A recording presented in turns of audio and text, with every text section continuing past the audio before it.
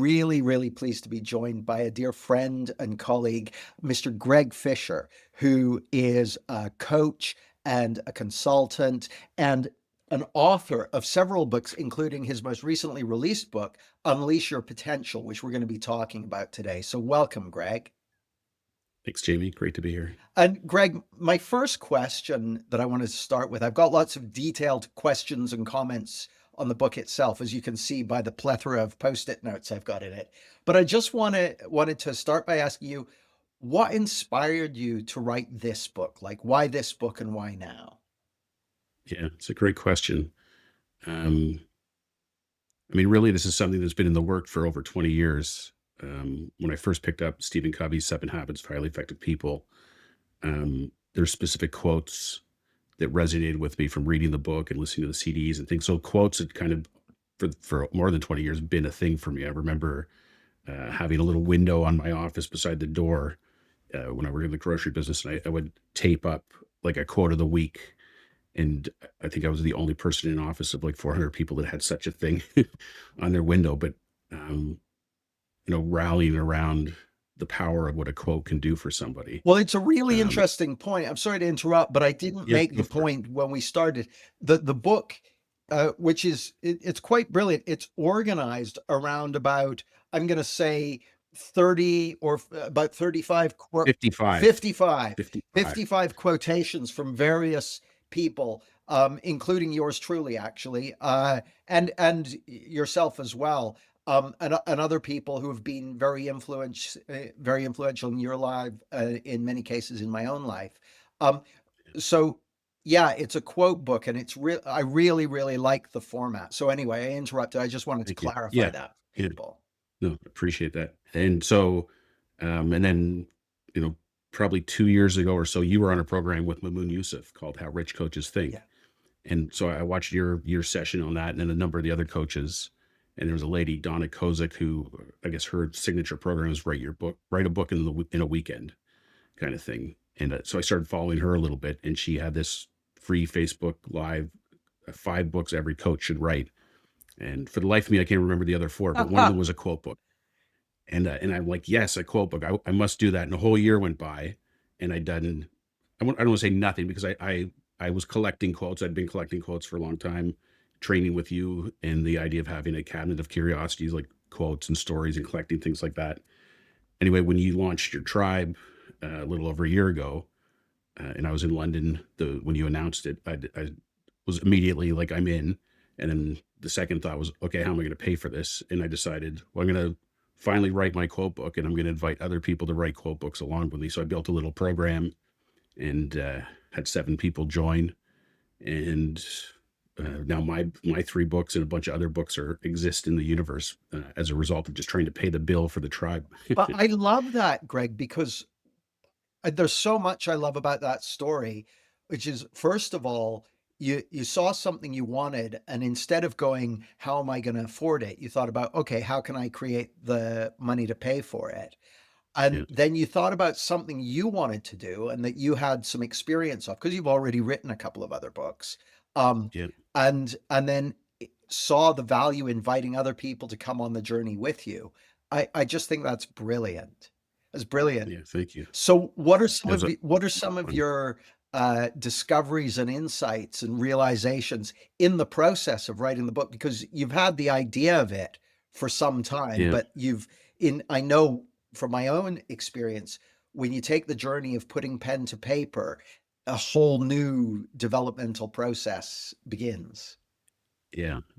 The writing was fun, and I used AI. I built a little process for myself leveraging AI. Um, so creating the content and all along the way was a lot of fun, and it was great remembering back stories I was sharing and relating things that had happened in my career, pre-discovery of the principles and clarity, and looking at them through this new lens. Um, but the big eye opener was just how much work once the book is done to take it from being written to being published. Yeah. So that was a bit of an eye opener in terms of the rounds of editing, and then the work to self publish through Amazon. And then I've done the paperback version, a Kindle version, and I used an AI voice clone of myself to do the audio version. So that was all How a did lot of. that turn out? Mm, Well, remains to be seen what people think of it. I mean, I think it turned out fantastic. To me, it sounds like me. To my wife, not so much. um, but the I've done a lot of content creation stuff, and I know when I've narrated things myself, the amount of editing involved is astronomical. Right, Using an AI, you basically copy and paste the text. There's some things that it doesn't say the way you want them to say, so you have to spell it phonetically or whatever. But for the most part, there's very little editing, and from one session to the next, everything sounds the same. Like you're not trying to um, make up for changes in the environment right. and things that happen if you don't have a proper recording studio. It's So so interesting, Greg. I never thought of it like that because so far, I mean, all my books, the audiobooks were done before AI voice was available. And I think mm, personally, I would probably still do it, but I enjoy the process of recording a book. And for whatever reason, I can do it without much edits and that sort of thing. But I yeah, can totally see the value of doing it that way. So I look forward to listening to it. yeah, and it actually helped in the editing of the book too because I picked up, I can't tell you, maybe 20 things that I'd missed in my rereads of the book that I captured when I was listening to it back Oh, interesting. through the audio. So yeah, it was a great process to go through. Just out of curiosity, is that going out on Audible or through some other channel? Yeah, it's just available through my website. So people can, all you just have to sign up for my content hub through my website and get access to it there. Oh, brilliant. And what's your website? My teamuyp.com. Team UIP, as in Yeah, is unleash your potential. Unleash Your Potential. And people will Yeah. find details of the book there as well. Yep. Yep. Brilliant. Absolutely. Brilliant. So I wanted to open the book and go into some of the things you said. And the first thing, because I've gone through and blue highlighted things, Mhm. you said it chapter one is thought, and you said there's a quiet engine behind everything we experience, and that engine is thought. You said this chapter is all about lifting the hood on that engine. And I just love the way you described it as a quiet engine behind everything we experience. And I just to ask you about, I felt like just reading that sentence illuminated something for me. So, did you? I'd just love to hear your thoughts on that way of putting it because I thought it was so powerful. Yeah. Um, I mean, the thing, it's just a great metaphor, and I'm by no means a mechanic or anything, but it just, for me, was a great way to think about it. And the quiet part of it is kind of recognizing that even though a lot of people haven't realized this yet, the truth of it is always been there. That's just the way life works. So, um, and you know, once you get eyes for it, you can't not see it. Yeah, Once you see it, you've seen it. So, and then and at least in my experience, you want to see more and deeper and start revving that engine. yeah. um, Yeah, that's my own experience as well. And I just love the metaphor. It's very, for me, it was very powerful and hit me right away. Um, The next one I pulled out was because you start each chapter with a quote, and this one is the feeling you're living in is all you get, which is a beautiful quote from our mutual uh, friend and mentor and colleague Chip Chipman. And you said, no matter what's going on in our lives, the only thing we truly feel is the quality of thought we're in right now. And something about that just it spoke to me of the present moment and the that quiet engine of thought you spoke about. That's what's creating that in every moment. So I just love to hear anything that's yeah, touching you yeah. about that.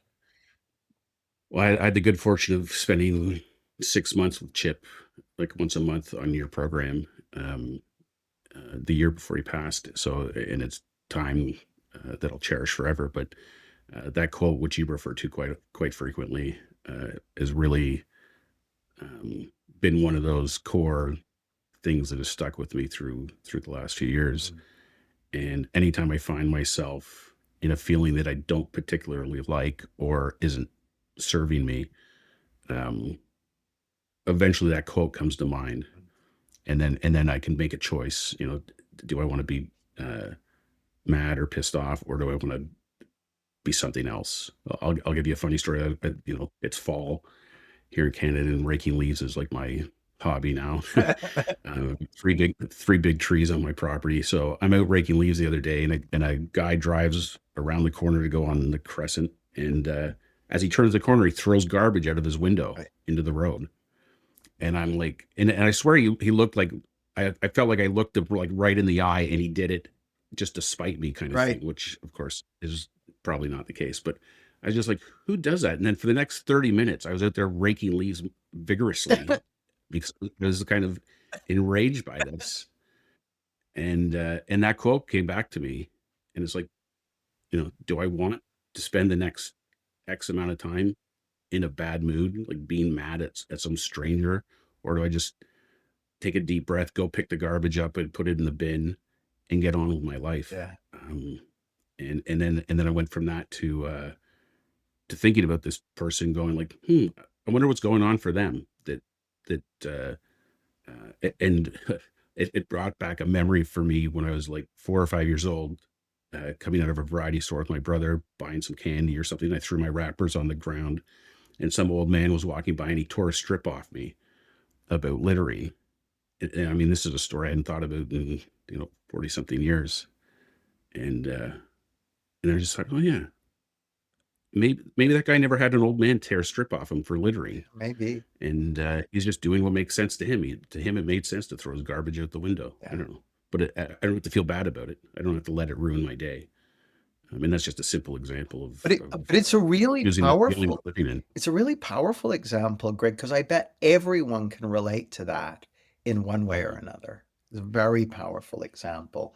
Are you okay with me rolling through and just pulling out Yeah, quotes and absolutely. getting your take on them? Because the thing I'm I'm enjoying it. assuming and pretty much know for sure is that the 55 quotes you've chosen are because those ones had special meaning and resonance and relevance to you in this book. Yeah, So I just think it's a great way of I'm not going to read all of them, obviously, but a great yeah, way of um, engaging you. Um, and engaging our audience in what you've put here. Another in the same chapter, you said the feeling you're living in is all you get. It isn't a warning; it's an invitation to look inward, to understand that your state of mind is created from the inside out. You don't need the world to be perfect for you to feel okay. You just need to recognize how the system works. And as I heard your story about the trash out the window guy, and you said, for 30 minutes you were why I oughta that what yeah. kind of person, that whole thing.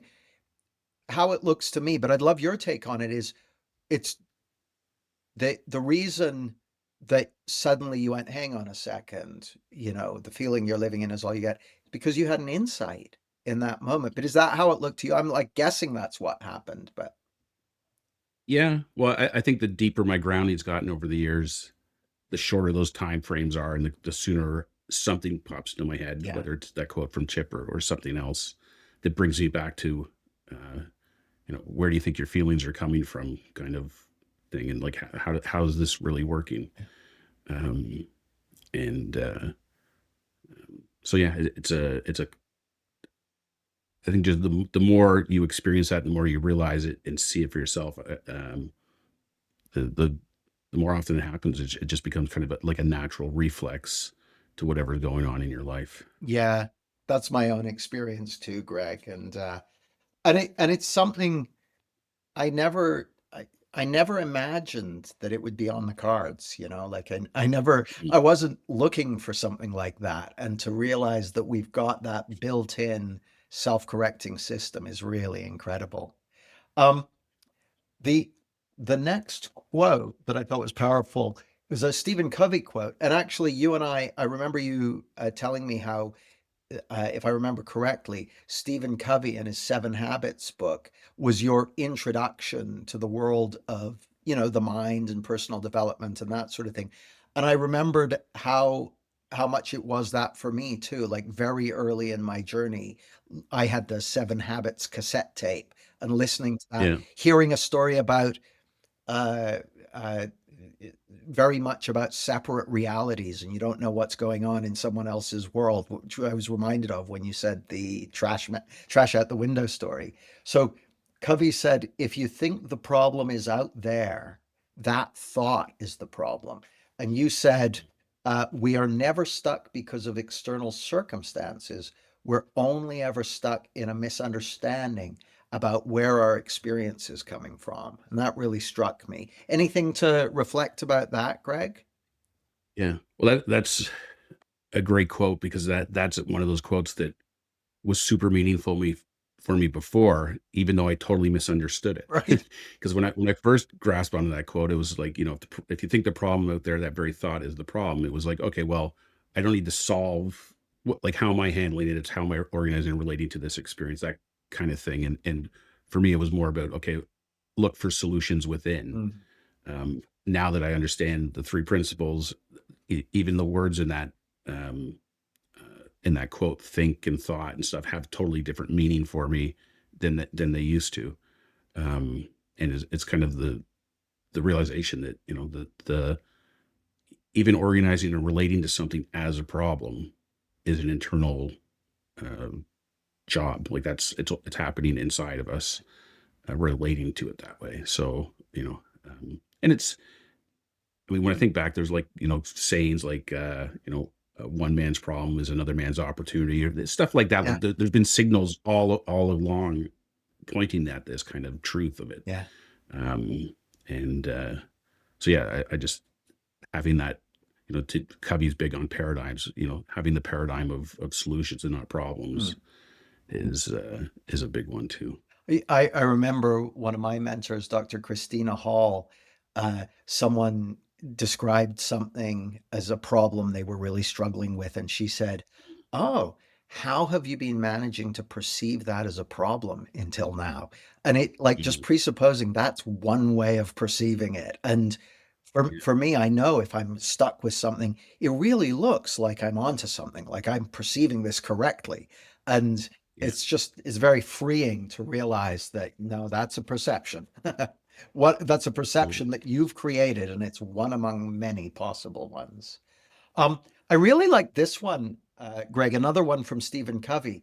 All frustration is a function of expectations. And ironically, I I was doing a podcast interview this morning and my internet suddenly died. Like, and I'm used to having very reliable, solid internet. And so uh I went and got on the chat line to the customer service for my internet provider, which we still had a link to somehow. Yeah. And I'm chatting with them. And one of my least favorite things to do in the whole wide world is chatting with with the tech support for a chat line or a bank or anything like that. So I'm reading your book while chatting with trying to get a solution to this problem, which isn't supposed to happen. The thing you need to understand, Greg, the whole reason I was using this internet service was so I didn't have this. Or it was so then I open it to this as like all frustration is a function of expectations. I'm like, I am experiencing frustration in this moment. What am I expecting? I'm expecting that I shouldn't have to be dealing with this. And it's like, but you are having to deal with it. It is Yeah. what it is. And it was very like I just loved it. It seemed such an excellent quote. Like, and it's not that I don't know that, but in that moment I didn't know it. Yeah. Yeah. Yeah. Absolutely. Is Well, this and something that's been powerful for you? yeah, very powerful. And similar to the other quote, my uh, grounding in the principles has changed the way I see this. Like you could substitute uh, expectations with thought. All frustration is a function of thought, um, because that's basically what expectations are. Is we're just thinking something should be a certain way, and it kind of closely relates to another quote, which isn't in the book, but the map is not the territory, and the map is a great metaphor for expectations, Yeah. right? So we create this picture, this map of how we expect the world to be, and then when the world doesn't jive with the picture we created, we get pissed off and like, why isn't the world conforming to this? picture that I've created. Yeah. And it's because, oh, that's a picture. That's not the actual world. Yeah. And so I've seen that much clearer recently too. But yeah, it's same thing. Like the uh, just realizing that the feeling I'm living in is related to my expectations. The frustration isn't because of the circumstances; it's because of these expectations that I've created. Yeah. And it's not to say go through life with low expectations or no expectations, but it's just to realize when things don't go the way you wanted to go. That's just called life. Yeah. Man, it sure is. I remember one of my first mentors, Richard Bandler, used to say, expectation requires adequate planning. Mm. um, or no, it was disappointment requires adequate planning because you Mm. had to expect things to go a certain way. Of course. The next one is you have several quotes from me in here, and I thought I'd pick out one of them because it really struck me as I read it. It was the last thing your ego wants is to discover that it doesn't exist. And you wrote, the ego doesn't actually exist in the way we think it does. It's not a solid, real thing. It's more like a pattern of thought.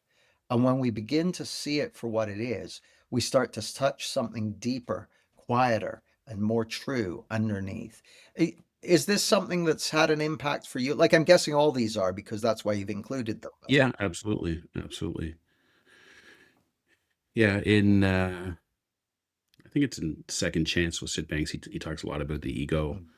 And when I heard you say that line, and I don't even know if I was joking to my wife the other day that you were reading the book and that you're probably looking at these quotes that I've attributed to you, going like, "Did I actually say that?" So I don't know if that's something you remember actually I saying or I not. do But remember saying that kind of thing, so it sounds legit yeah, to me. yeah. But yeah, just like everything else, the ego is just one more of those things that we make up. Yeah, And I know I've caught myself a lot talking about my ego as if it was like a real person, and I have to fight my ego and I have to change this about it or whatever. And it's kind of like, oh yeah, it's not even a real thing. yeah, It's made up. So again, all those things. One of the metaphors I love that you share videos from YouTube of buildings collapsing when they set off the charges around like stadiums and towers and things. And that's uh, that quote was like a mini explosion on the structure of my ego beautiful. when I heard that. And all of a sudden, it's like, oh yeah, it's like the dust settles, and you can start building the ego that you actually want to have, and it will serve whatever it is that you're trying to accomplish. Yeah, I love it. Thanks, Greg.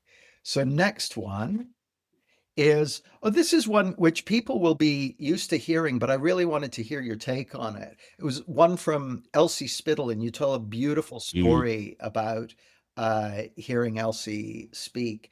And she said, we're all born with innate mental health. And you say, every one of us has an untapped reservoir of resilience, creativity, and clarity that remains constant no matter what life throws our way. And I love that idea of an untapped reservoir. So, what have you seen for yourself about that, Greg? Yeah, but I think the thing that comes to mind is um, kind of what you coined as subtractive psychology, and that we're not in touch with that innate well-being in that reservoir of resources that we have, it's not because they're not there, it's because something's getting in the way. And subtracting those things that are getting in the way, uh, all of a sudden it's like, oh yeah, I had another insight around resilience, reading Anti-Fragile by Nassim Taleb, which was Great book. uh, the reason we have such an innate capacity for resilience is because we need it. Yeah, yeah, Like it's beautiful. we wouldn't have that if so that's why life is tough sometimes. That's why we have Yeah, resilience, so we can handle it.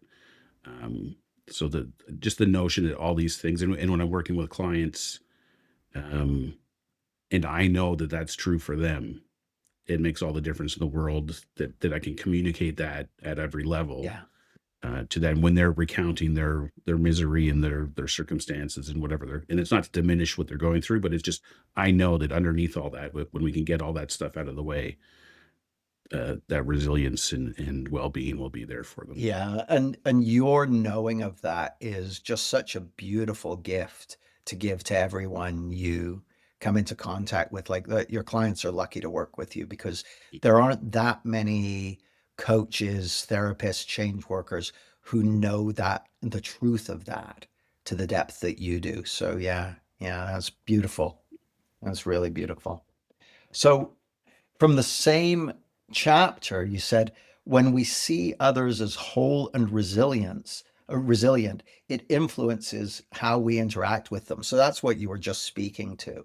Um, Next one uh, is a quote from you. You said, it's universal. Insights change lives. And I just wanted to hear your take on that. Yeah.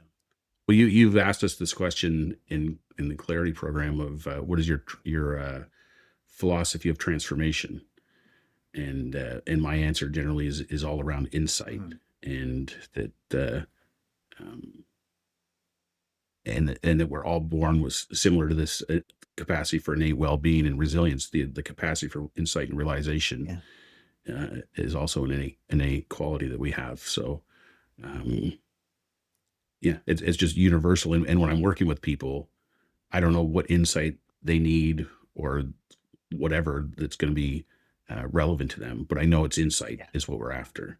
So trying to guide them into that insight friendly space. It's funny that the story I told earlier about raking leaves. Raking leaves happens to be one of my insight friendly spaces usually, um, and so just yeah, just knowing that it's universal. Everyone's got it, and that's the key to everything yeah. for people to make transformations in their lives. Well, and one of the things I think is super cool about this whole domain of subtractive psychology, principles-based transformational coaching, all of this is that insight itself is the quality or capacity that we use to learn about insight, that we use to learn about this paradigm, that we use to learn about how the system already works. Yeah. And just the way you put that reminds me of like using ChatGPT. One of the things I love about it is you can ask it about how to use it. Right. So it's kind of that kind of like that reinforcing quality onto itself, Yeah. kind of like insight builds on itself. Yeah, it really does. It really does. So next one is from uh, another quote from you. You said, when it comes to creating things, always mind the gap between idea and taking action. And this one looks really important to me because I see lots of people who have amazing inspirations and enthusiasms and that sort of thing. But you're one of the people who has those and then puts it into practice, takes action, and brings things into being. So what have you realized for yourself about this? Yeah. Well, I've seen for myself the difference between when I wait to take action versus when I just take action as quickly as possible. And what happened basically, I think of that gap, minding the gap, is like a vacuum, and in the absence of action, that vacuum fills with doubt and every reason under the sun not to do the thing. Um, and when I think about the amount of energy that one can expend fighting off all those doubts and negative thoughts, could have just that energy could have been put into doing the thing in the first place. Yeah, Um, and and and the advantage of doing the thing in the first place is you're going to learn, you're going to have insights, um, and even if it's a complete disaster, I mean, it ties into another one of my sayings, which is something is always better than nothing. Like it's just do the thing, um, and you can handle it, whatever happens. I mean, so many people I know literally have like a shelf full of ideas and inventions and things that never see the light of day because they talk themselves out of doing anything uh, with those things. So I love encouraging people just to mind the gap. Like don't even give your ego a chance to voice its opinion. Yeah, I really like that. I really like it. And the thing that hit me as I was listening to you, when we have an idea, we've got one view of the world and what's possible and that sort of thing. But as soon as we take action, we're in a new world. We're in a new set of ideas, a new set of possibilities. And it's, Yeah. And action can be something very simple too, which I think is a good point to make, is that it could be just having like a folder or a file somewhere that you document the idea, like so that it's not forgotten. yeah, Like it doesn't mean every idea you have, you better go all the way to bright on it. It's just, and I what I found myself is the more I've honored those ideas in some way, shape, or form, the more ideas follow. yeah. Makes total sense to me, Greg. The next one's one from you as well, and I really, really like this, and I really, really wanted to hear your take on it. You say the most important person to love is yourself. That strikes me as the sort of thing that, on the one hand, we hear from, you know, uh, quotes and inspirational speakers and that sort of thing. But when I read that, what I got hit with was like, oh, Greg's not just saying that, he's seen something for himself that showed him the truth of that. And I just love to hear what that Yeah. was. Yeah. Well, it's kind of an extension of the metaphor of when the oxygen masks come down on the plane, put your own mask on Yeah. first, and then you can help, because you can't if you don't take care of yourself first, you can't help anybody Mm. else. And I did a lot of work with Oliver Mansfield, whom you know from Clarity, Yeah. that helped me kind of get back in shape. I had a pretty bad knee that I thought was going to require surgery, and a year after working with Ollie, I'm walking 10,000 steps a day with no problem. Really. So And Ollie's um, fantastic, isn't he? yeah, he's an amazing guy for Yeah. sure. But he, what I realized too is, like, I spent a lot of my life not loving Mm. myself, not necessarily hating myself, but just like kind of meh, um, and where this played out a lot too was on the nutrition side of things, where a lot of the stuff I was consuming, uh, you know, to be overly dramatic, is basically Yeah. poison. So it's kind of like, if I loved myself, would I be microdosing poison by eating potato chips or chocolate Mm. bars or Coca Cola? I don't know what whatever the thing is, or would I be putting things into my body that nourish it and replenish it and rebuild it and are good for me? Mm. And that has kind of been a huge shift for me in terms of loving myself. And an extension of that, more recently, I started reading The Power of Systems by Trevor Yeah. Timbeck, and one of my systems that I've given up on is the beating myself up system. Right. I'm not doing that anymore. Nice. And that relates directly to this loving yourself. Like, if you truly loved yourself, you wouldn't go around beating yourself up every time you fall off the wagon or slip up, or I don't know, something happens. I mean, after all, we're human, and we do things. Um, but yeah, and so that's been a bit of a revelation too, around this whole loving myself. And when I'm acting from a place of loving myself, I think it lends itself to having the capacity to love others. Like, Yeah. it's almost like it sets the bar for the upper limit of you can only love other people as much as you love yourself, kind of notion. I don't know if that's true or not, but it's just what's occurring to me in the moment. It seems intuitively true to me, Greg, because the genuine love we have and express and feel towards another person is coming from that same reservoir within as resilience and peace and all of that. So it intuitively makes sense what you said. Yeah. Yeah. Do you mind if I tell a quick story about love in general? Please. I would love that. Um, No pun intended. so um, I was on your program, the One-to-One Unpacked Mm. program, and because I'm a keener, I decided, okay, the weekend intensive you did to start that 1 year program off, I'm going to go through the video with a fine tooth comb, and I'm going to document every question you ask, every story you tell, every metaphor you use, all these kinds of things. Anyway, one of the things that jumped out at me, and I can't remember the exact number, but you said the word love, I don't know, 50 times or something, it just really caught my attention. And I had this kind of um, visceral reaction to it. which invited me to kind of explore for myself, like, oh, what? Because I would never, I would avoid using the word love. Like even if I went to a show or something that I really enjoyed, to say that I loved it was like a bridge too far for me back then.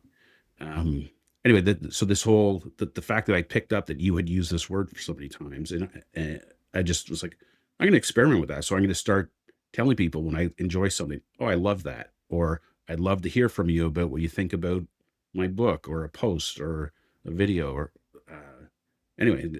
I'm probably using it way too much now, but just getting comfortable.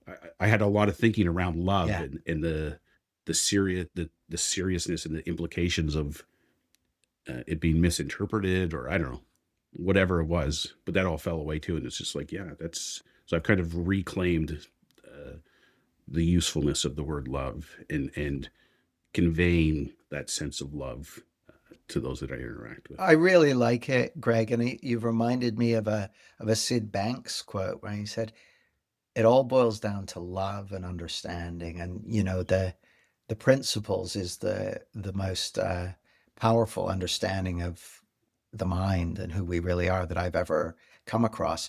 But the feeling of love and connection is fundamental to conveying that understanding and helping other people wake up to it. And it brings us back to that quote we spoke about earlier. The feeling you're living in is all you get. Well, the feeling of love, of gratitude, of peace is good for what ails you, as far as I can tell. Absolutely. So the next one is a favorite of mine as well, which is a 1% improvement in your listening is worth 100% improvement in your impact. This is from Dr. Mark Howard. What struck you about that quote, Greg?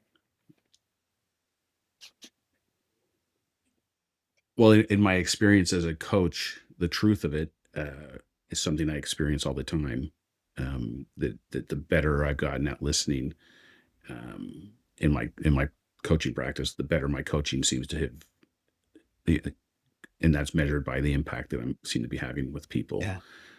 So it's not about uh, you know tricks or techniques and things like that. Like there's just something uh, inherent about deeper, better listening, on all channels that seems to have a lot of value. And then in my personal life, I mean, with my wife and my kids, where I tended to approach it more like, um, "Oh, I've got some great stuff to tell them, or Yeah. advice, and if only they'd listen to me." The same thing, but getting better at listening to them. Like with my kids, especially, a 1% improvement in my listening to them is at 100% improvement on my impact as a dad, for sure. That's Especially beautiful. that, I mean, they're older and they're off in university and they're young adults now, and um, yeah, it's been super helpful. Yeah, I love that. I think, well, as you know, one of my visions is every child growing up in a home where the principals, where the parents already know this stuff. And I just love that Mm, your kids have a dad who knows the truth of who they really are and how to listen and all of that is beautiful. yeah, absolutely. Yeah. The last quote that I highlighted right at the end of the book is from Emma McDevitt, who said, "Nothing to prove, nothing to hide." What struck you about that, Greg? Probably the biggest thing is that, for most of my life, and probably sometimes still, I do have something to prove and something to hide. I know. Um, or at least I'm acting as if I do, and just the power and the freedom. It's funny. I was in preparation for this call. I'd been thinking, oh, what kind of questions is Jamie going to ask and things, and one of the things I that came to my mind was like, if I had to boil the whole book down into one word, what would that word be? And the word I came up with was freedom. Mm. And when I think of nothing to prove, nothing to hide, that's freedom. Freedom to be who you truly are, to say what comes on to your mind. Um, it's funny working with Emma on the CPP program a couple of years ago. I got to witness her kind of demonstrating her superpowers in terms of how her she kinesthetically feels what the other person is feeling, and kind of can interpret that and relate to that. And what that did for me was help me get in touch with, well, for me, when I'm listening to somebody deeply, I get bombarded with Yeah. images in my mind. And I've learned to trust, like, I'll just tell somebody, oh, I don't know, for whatever reason, I'm seeing a picture of this right now. Does that mean anything to you? And sometimes it does, and sometimes it doesn't. Even when it doesn't, seems to be helpful, because then they have to explain why it doesn't, which gets them in touch with what it is that they're dealing with anyways. But um, like, I don't have to hide that that's happening for me. I don't have to prove that it's valuable or useful. I can just trust it, and that freedom to do so is what comes out of that quote for me. I love so much of what you said, Greg. I love what you said about freedom. I love what you said about trusting what's coming to you. And I love that, and I know Emma would love to hear it, uh that you're getting more and more in touch with your own unique way of working with others and sharing what's going to have an impact and finding your way forward, calibrating them. It's all music to my ears. Greg, that's what we've got time for today. The book is Unleash Your Potential, exploring quotes that generate insights and reveal who you truly are. What's the best place for people to go to pick up a copy of the book?